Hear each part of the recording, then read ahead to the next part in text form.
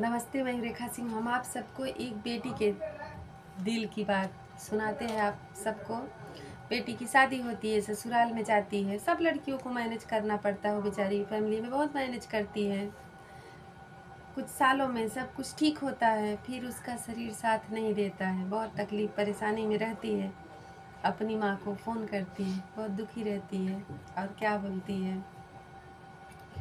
काहे दिहलू बेटी के जनमवा हो, करमवा के ना जनलू माई।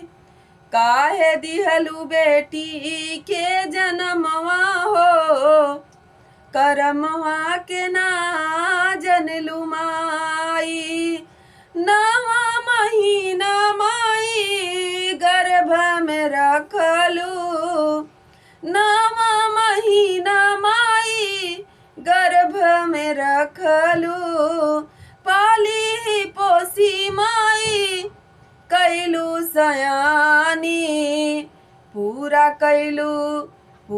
कैलू सारा मनवा हो, करमवा के ना जनलू माई।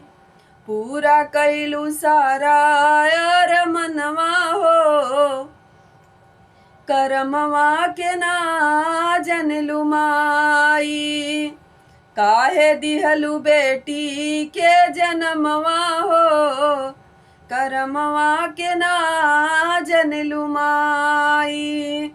दुनिया के नाता माई तू ही सिखवलू, दुनिया का नाता माई तू ही सिखवलू। भेज दीहू अपना परनवा हो, भेज दीहू अपना परनवा हो, करमवा के ना जनलू माई। काहे दिहलू बेटी के जनमवा हो, करमवा के ना जनलू माई।